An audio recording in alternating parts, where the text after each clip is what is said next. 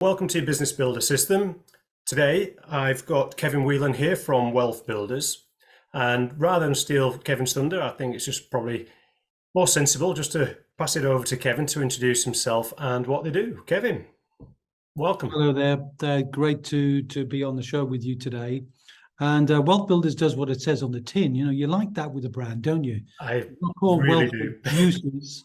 It's called WealthBuilders, and the principal people we serve are, you know, high-income employed people and business owners who recognize that trading time for money is ultimately going to rob them of long-term wealth, sustainable legacy. And so we try and do something about that, and all really born out of my passion for business owners first and foremost, mainly because my dad, who was a business owner, I'm the son of a business owner father, who unfortunately died at 46 and didn't really put in place the things that I now see business owners falling into that same trap. So I guess we'll talk about the common problems and challenges business owners face and how to put some of those right. And the result that we get is wealthy business owners, wealthy independent of their business. So their business is a bonus. So they can do what they want, when they want, with who they want, whether they keep the business or not, whether they pass it on to their family or not, whether they sell it on to their management team or staff or not, or indeed if they ever sell it at all and just decide to keep it and tune in from time to time as they receive royalty check after royalty check after royalty check. Yeah, I think that's an interesting topic, probably for outside of this particular session. I think there is a slight bit of a myth around business owners wanting to sell businesses, build a new business, sell that business, you know, buy, build, sell, buy, build, sell. Many business owners may only have one business in their entire life. However, that's not to say it can't fulfill their wealth requirements. But just to double check, we're not just talking business owners today, are we, Kevin? This is for perhaps people high up in bigger businesses who are employees, but this will also apply to them, yeah? Yeah, the principles of building wealth, meaning that you've got enough income recurring. This is a common theme, sustainability and recurring. Okay. If something is recurring, and look, for most people, there's a number in their life that would fuel the life they want to lead, whether they turn left or right in an airplane, whether they actually ever want to go on an airplane ever again, whatever their lifestyle, whatever the standards they have for themselves in terms of economics, then there's a figure. Whether that figure is 5,000 a month, 10,000 a month, 15,000 a month, 20,000 a month, it doesn't matter. What matters is once you know what that's the figure that you would like, we're all on some kind of path to allow that to happen. So by having our financial wealth in place, then we have all the other freedoms are given permission. The freedom to be where we want, to spend time with who we want, to do what we want, whenever we want. All of those key things are so important to you as well, Rich, on your teachings. So that applies to everybody. And the sad fact, 95% of employees never become financially independent. And bizarrely, 99% of business owners don't. Interesting. Because less than 1% sell their business for more than £1 million, which would be a reasonable sum, you know, if you invest that in the stock market. Not that I'm advocating that, but if you did, you'd probably get 50 grand a year. Yeah. But the stats at HMRC, which is Entrepreneurs Relief Statistics, or Business Asset Disposal Relief, as they call it now, fancy title, but it's just that extra tax benefit of 10% tax on when you sell your business. Yeah. And so few people, 5,000 businesses a year out of a total business population of 5 million, sell for more than $1 million. And, you know, that just shows you most businesses aren't sold. They're sort of really lifestyle businesses that end when the business owner either gets tired, gets ill, or gets bored and frustrated, and they stop doing the business anymore. So I encourage people to be an entrepreneurial magnet, which means on two poles, you're attracting money into your business recurring. Yep. And you're building wealth outside of your business recurring. Okay. And there are real good reasons for that. Let's deal with the the inside the business first. Now, anybody who's got a business is spending most of their time in it. Mm-hmm. So they know that they're generating revenue, they're generating profit, and you can measure all these things with EBITDAs. And there are formulaic approaches to say, well, what would that business be worth if it was sold? However, to me, the biggest matrix or the biggest lever to pull to put the biggest value into a business, I know there's more than one. Mm-hmm. If we had to pick one, if I just had to say, what is the number one lever to pull to make your business more valuable? Yeah. I'd say it's recurring income. Yeah. That if you can create sustainable, long-term, recurring revenue in your business, yeah, it makes the business more predictable, not predictable, yeah. but more, well, I suppose predictable as well, or productive. It makes the business easier to manage. I'm just going to give a quick plug to John's book on the automatic customer there. And that's one of his levers, isn't it? That's all about recurring revenue, recurring gross profit. And, so I specialize in that. So I built recurring income businesses. That was the catalyst for me, my father's death, to say, right, I need to build things that don't die when I die. Sure. And his early death just made me focus on that. And that was a catalyst that is important to me. It's probably not going to be important to most business owners who start their business for completely different reasons. And there'll be a plethora of reasons why your listeners would start their business. But once they're in them, I'm arguing there are two businesses: the business you're in and the business the wealth that you're creating. Because in the end, there's always a wealth transfer. Always a transfer of money from the business to the individual in some way, whether it's salary, dividend, director's loans, whatever, bonuses, whatever you want to take it. But also on the exit, there's a value that needs to come back. So if you can build a recurring income now into your business, or start to get that up from 0 to 5%, from 5% to 10%. And that book articulates a number of different ways that you can build recurring income. But that's, I think a big focus. And of course, in the end, then, if you're talking about, well, what does the amount of money need to be to give you the lifestyle you need?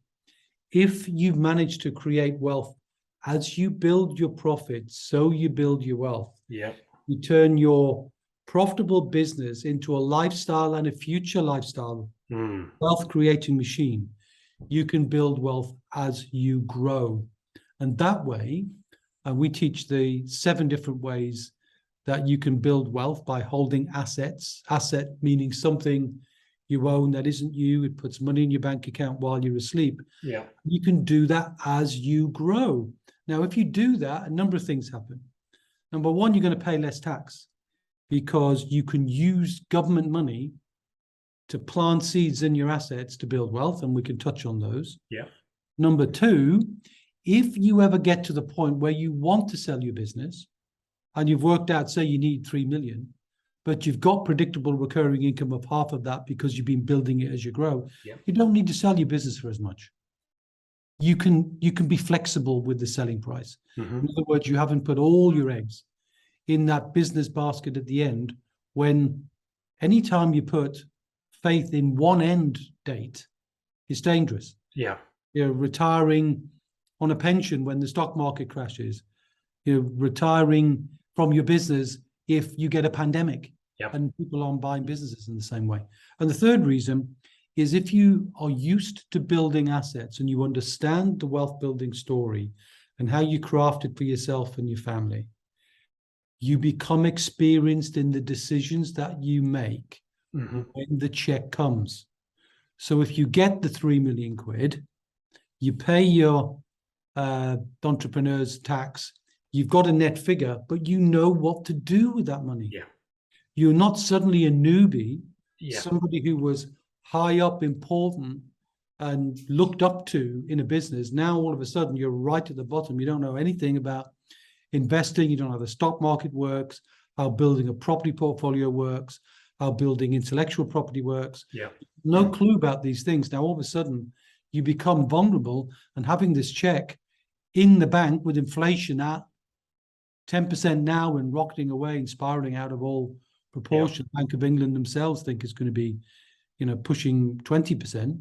So when you're getting to a place where your money's devaluing, you're putting yourself in a weaker place in the future. And that weakness also transfers to your family. Because if you don't know what you're doing, how the hell are you going to leave a great legacy? Yeah. So by building wealth as you grow your profit, it's a better, more sustainable, less risky, and actually more enjoyable way to build business, because you can suck so much money out of your business that doesn't devalue it, because any business buyer adds that back. Yeah. You know what John Warrell calls the stellar discretionary income or stellar discretionary earnings. Yeah. They just add it back, because if you're drawing money out of your business to build your wealth, well, if you're not there, you're not going to draw that money. So that business that profit's still in the business. So the add backs are I hope I've given a good case for being an economic magnet. Build recurring income in your business, build recurring income out of your business. And we can dive into the different ways, both in and out, that business owners can follow. And that's what I teach as a business wealth coach, and having written a book on this, and grateful that it was co-authored with Brad Sugars, who's the founder of ActionCOACH, right, the brand that you're involved with. And so, you know, that book's available for a very small price, but to understand what the value is. And I know you give that away to your clients, and I'm grateful for that too. However, my argument is, if you build recurring income, and by definition, the income recurs beyond you, that's the very point of me starting business itself, is that it is not dependent on your life expectancy. It's dependent on the sustainability you want to give to the next generation. Yeah. The generation after that, and the generation after that. And that's my view of it, that I'm a steward of my business, not the owner of my business or businesses, because I've got multiple recurring income businesses. That's what I do, is I build those businesses. And with a significant 7-figure sum recurring, I'm not worried about profit. Yeah. What I'm worried about is how to sustain that, make sure it's weatherproof from all economic conditions, and then how to make sure the next generation are economically equipped to be stewards, to take the baton from me and provide for themselves, yes, but then to provide for the next generation. So we create things called family charters, which is how you create longevity. Brilliant. This, for those who want it. For those who don't, that's fine, you know. And I'm not saying you should, but I'm a family man with 3 grown-up kids, and I want to be the pioneer of the wealth for the next and subsequent generations of my name. So it's, you know, my grandson, you know, who's 2 now, he'll be fully taken care of, and the next grandchild will be fully taken care of, but their grandchildren will be taken care of. So that the point about creating it is to make it completely sustainable forever. What we know, businesses, they're never sustainable forever. Yeah. They can't be, because of the nature of business, but also at some point, you know, there's an expiry of the business owner, whether they sell it or die. There's something has to happen to the business. And that's why it's important to see it in the context of one asset amongst many other. And one final point, just we move on from there, is if you put all of your eggs in the business basket, even if it's a very strong basket, there are external risks, not economic risks, but let's say, could the business at some point ever be subject to some form of creditor who wants to be paid? Litigation, something you don't know about, that we've lived through enough unforeseen circumstance to know things are possible. Whereas if you build wealth as you go, you've got something that's sustainable and ring-fenced, separate from the company. So if the business did get affected, now I hope it doesn't, but if it ever did, you've got independent means. Your wealth is not devastated by the loss of what could happen in a business. It's there to support it, and then gradually kind of get to a place where, you know, you're independent of it. So the business just becomes a matter of, well, how do you want to exit from that? Yeah, that's interesting. I really like that, because I think what you're saying, I'm hoping, is shifting some people's mindsets, and I hope so. And broadening and widening and lengthening the effects of what the business today can be providing it's not just an exit package for them to pay for the rest of their lives. This is something that can be, with your great help, is something that can provide for every generation that follows. Yeah. And I'm your secret sauce may be very complex, but I know from our discussions in the past that it's actually a pretty simple approach for a business owner or an employee to follow to achieve this kind of stuff. Scientific process. Wealth building is a science. It's not Yeah. rocket science. And we even have problems with rockets these days. If we're listening to this at the moment, right, with the American rocket going up or not going up. Not going up. But it's a scientific process, Yeah. and it's a process that we teach. It's a 9-step process, very easy to follow. Everybody can follow it. The only thing that gets in the way of people following the process is a lack of time. Okay. One of the things we know about business owners is, the circus act they often perform inside their business, but they don't see it. The juggling of the balls and the spinning of the plates. And I respect business owners because I am one, and I think they're really, really smart people. Yep. To be willing to take control of the sales, the marketing, the admin, the relationships, all of the things that a business has to take care of, hence the smart. But all I'm saying is, if you be smarter, just add a couple of extra things.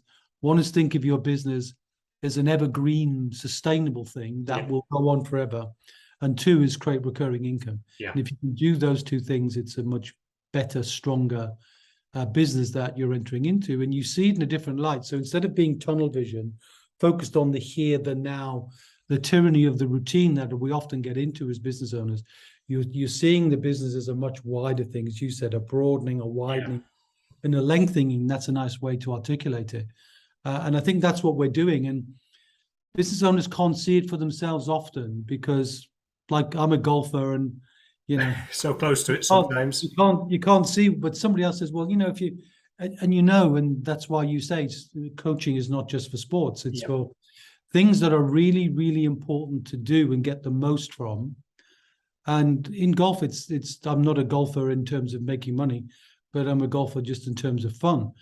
But business is rarely just about fun. It's serious. So I'd say there's no more important enterprise to be in where coaching becomes highly relevant, which is in the art and the science of building a sustainable business.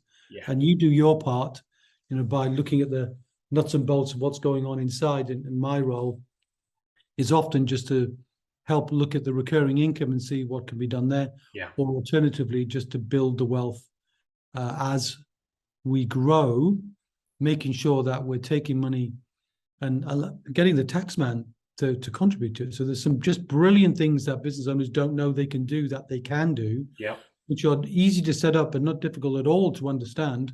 And once they're done, they're set up for life. Yeah.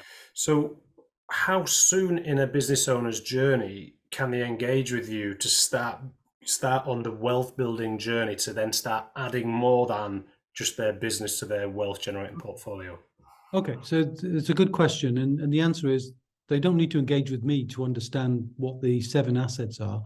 They can immediately just sort of get the context, and I'll describe them ever so quickly. Okay. So most people have got, if they've got their business, we call the wealth building assets pillars. Okay. We talk about building pillars of wealth because it's that strong, sustainable structure of recurring income in multiple ways.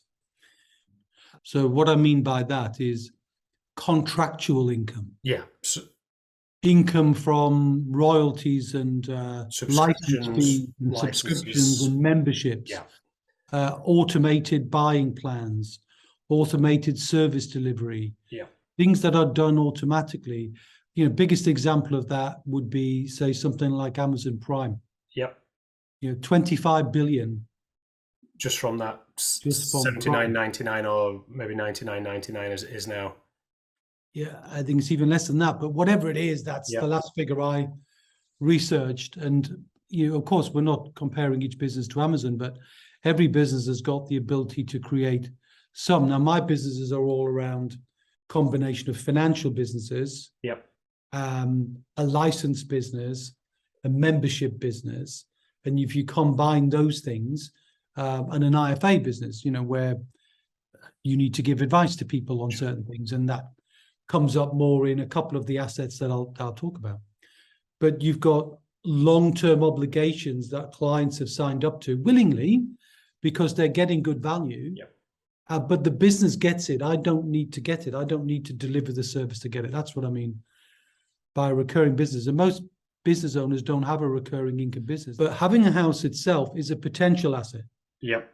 Because most people live in a house, doesn't generate any income for them at all. In fact, it takes money out. Yeah, it's actually if they have a mortgage, or they've got, and certainly we've all got, taxes to pay on our property council taxes and those sort of things.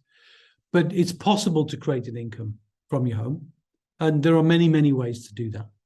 The second asset is pension. Mm-hmm. Now, pensions is the stalwart in terms of how people in the UK build their wealth. But pensions are generally so bad value for money because all the money's in the stock market, waiting for the end, which is exactly the problem I've predicted for business owners. So you don't do that. You should have a pension that allows you to diversify your assets outside the stock market, to bank when you make gains and lock in those gains, to risk mitigate, and to even look at that pension and say, hey, actually, my business is doing better than the stock market. Could I deflect some of that money into my business? Yeah, you can. Or what if you fancy building property? Whether you own the premises in which you trade, or whether you decide to be a commercial landlord, or whether you want to build a portfolio of properties where people come for holidays, or you want to have a B&B, or you want to buy a care home, or you want to own property for the prospect of a continual rental, sustainable income. Well, that's number 4. So out of 7, we've got the home, potential, pension, potential for most people because they don't do their pension right. Third is investing in the stock market, which is ISAs and premium bonds and cash. So markets. Now, the problem with those markets is it's so hard to add value.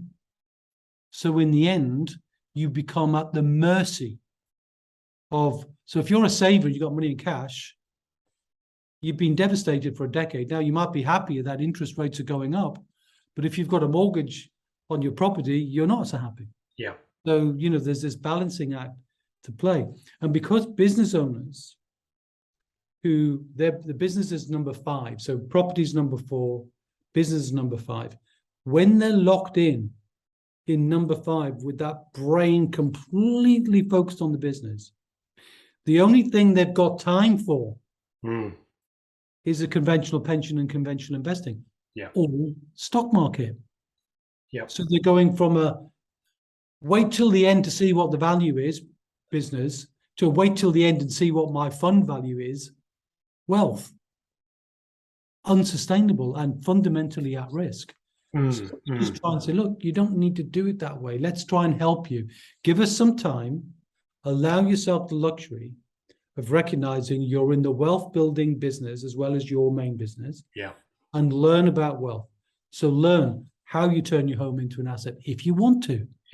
How to turn your pension into an asset if you've got a pension, or if you haven't, should you? Because you deflect money from the business, get the corporation tax back. And with corporation tax rates going up to 25% next year, the government are giving you a 25% discount on whatever you buy.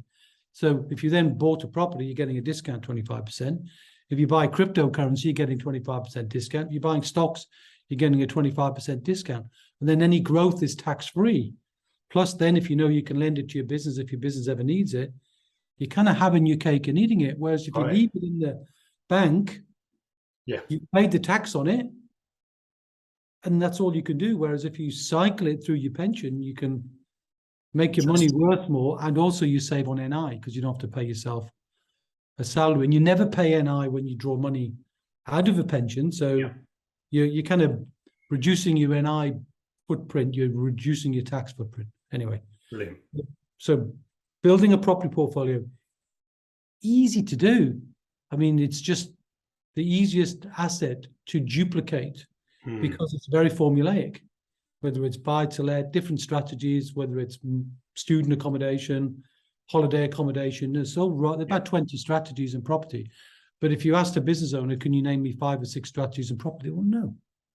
So it's about taking time, be willing to explore in an environment of trust, not in an environment of sales, where you can see what works for you that blends with who you are in your disc profile or your wealth dynamic profile. It blends with the time that you've got and the time you're willing to give, your family situation, and the type of business you have, because sometimes the businesses can overlap. You could have a coaching business where you've got multiple coaches, but then you buy the premises that you're coaching from with your pension, and then you can rent space to coaches. So then you're getting a double income, all tax-free. So there's many strategies. Number 6 is IP, intellectual property. It's creating value from what you know, information that makes you unique, and it forces you to get clarity on your unique point of difference, your unique point of value.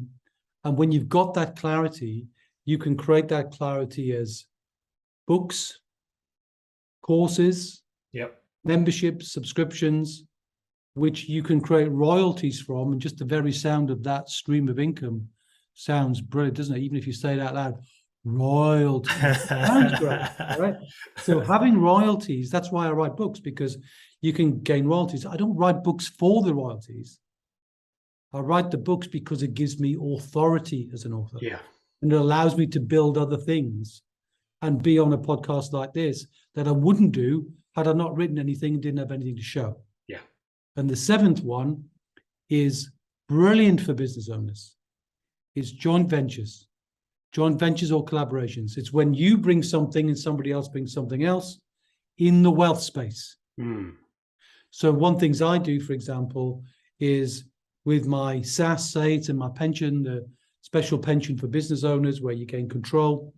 So I've got one of those, and we help thousands of business owners do that. But in that, instead of leaving it on the stock market roller coaster, I treat it as a bank. And I lend it to property developers, people doing property deals. But I get first legal charge on the property. So I instead of them borrowing from the Halifax, they borrow from Bank of Kev. And I become a lender. So I'm getting a great return on my money, backed by security, backed by an enjoyable relationship. And knowing what's going on and feeling like I'm a part of my money, not apart from it. And I think for so many people, delegating the money to a third party, very quickly delegation turns into abdication. Here's my money. So when I ask give me a people, report on what you've made on it. Exactly. And they've charged you, an X percentage of your pension for the privilege.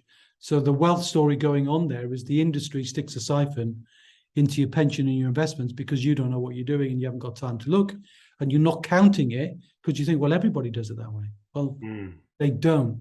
And that's what wealth building is about. It's distinctions and differences that make more of the value come back to you as a business owner, a family owner, a legacy owner.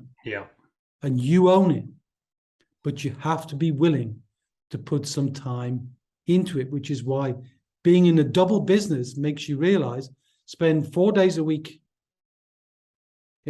building the business you love and get recurring, but spend half a day a week on building your wealth and half a day a week on building recurring income. So have 1 day recurring and then gradually you can expand that. And in the end, you can be in a position where you spend all your life just making your wealth sustainable and growing it and effortlessly once you've got yourself with momentum that you don't actually need to do a day's work ever again.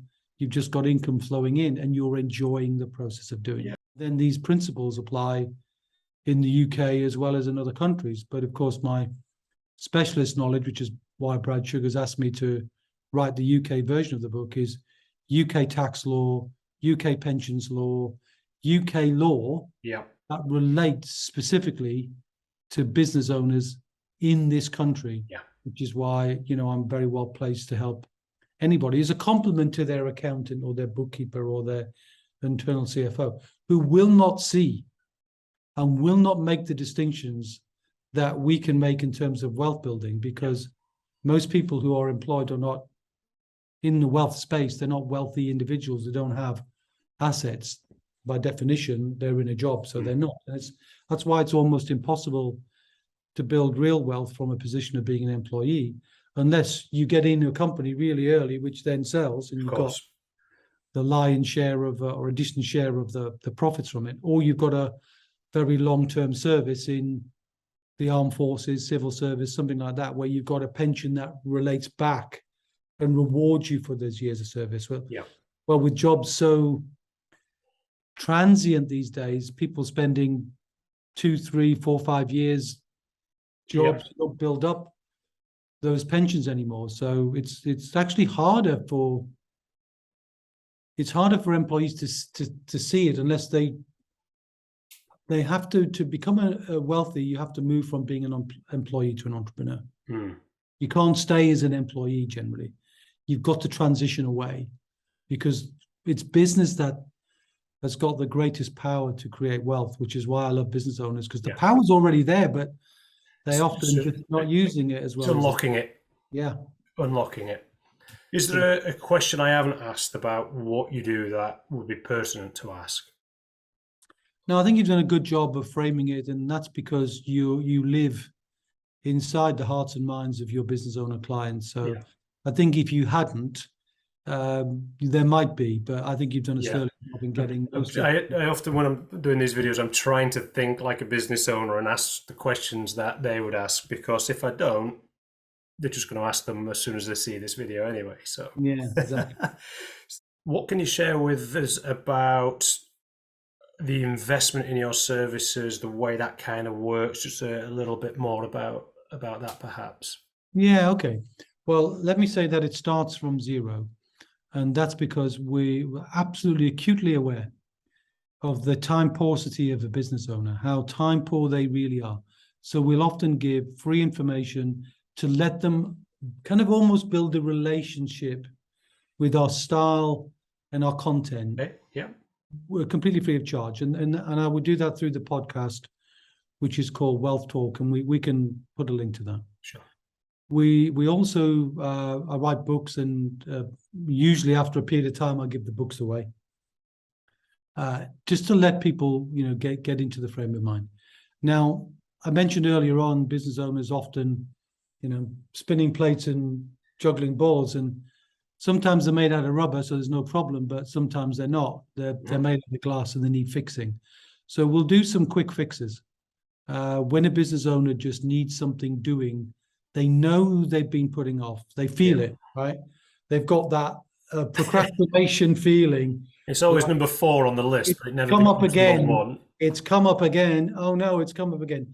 And so we ask them what those things are, and they tend to fall into one of 3 categories. Yep. I've been meaning to make a will, just haven't got around to it. I've got these pensions stuck somewhere, and I've been meaning to do something about it, but I just haven't.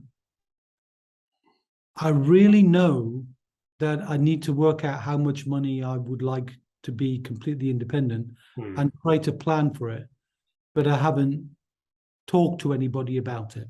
Yeah. So we can fix those things by having easy conversations that would just be exploratory conversations of 45 minutes an hour, free of charge, right? Brilliant. Because like you with your coaching, we'd happy to spend time with people because we've got to work out whether they're a right fit.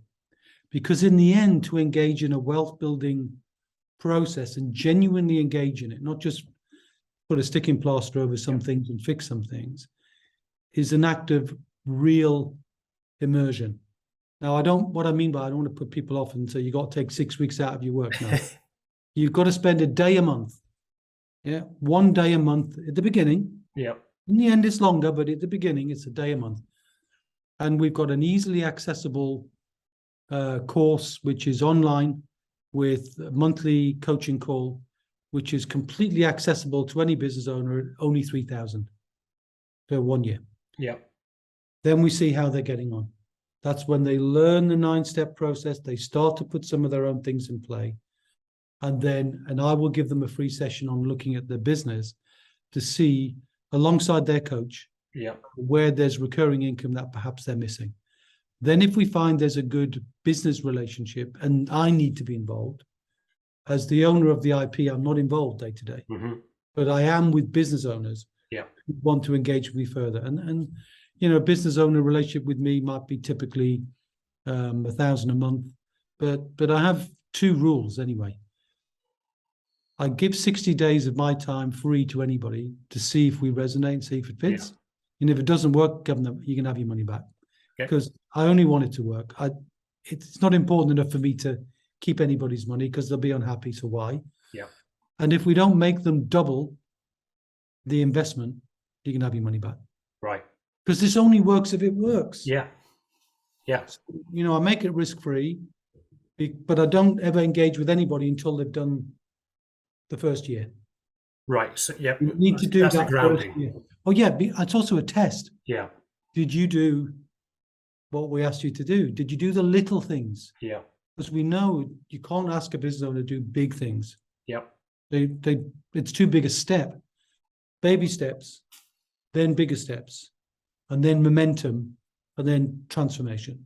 It really is a journey in the end of transformation, and to be able to be in a position where your business and your life are running almost on automatic pilot, so you can do exactly what it is you asked them. What would you do if money was no object? You know, what would you do? Who would you do it with? When would you do it? What would it look like? That life can come before you sell your business. So you don't have to sell it. You know, I'm smiling because I'm just thinking about a few business owners who said, Rich, help me get this business to a point where I can sell it because I hate it. And when we've actually got it to a point where it's sellable, it's a dream to run. Exactly. Like, well, why do I want to sell it? I've got this bankable recurring revenue coming in all the time that I can do things with. Exactly. And you don't have to be there to manage it because you've set it up on automatic pilot. Absolutely. You know, so they're great questions, and I hope I've shared enough value. You know, for people to at least make some inquiries of themselves. And if not, you know, we can. I know some of the stuff we did today wasn't visual, was auditory. Not everybody processes that information, so I will make videos available, some downloads available, and some books available. Brilliant. And I'll create a kind of really useful pack, not too big, because we know these business owners won't absolutely go, oh, it's too much. So this could be kind of like the cornerstone of a few other assets we put around it to help them on the first steps of this journey. So maybe one video, one little book, which is like a half-an-hour read, and a link to the podcast so they can download a few episodes when they're multitasking, hopefully exercising and doing again other things business owners often put on. Thanks, Kevin. All the details will be wrapped around this video, and we look forward to, with or without me, direct with Kevin, in whatever way we can help you on your journey with your business and your wealth. We're looking forward to being your guides at the side along that journey with you. Looking forward to hearing from you. Bye for now. Bye-bye.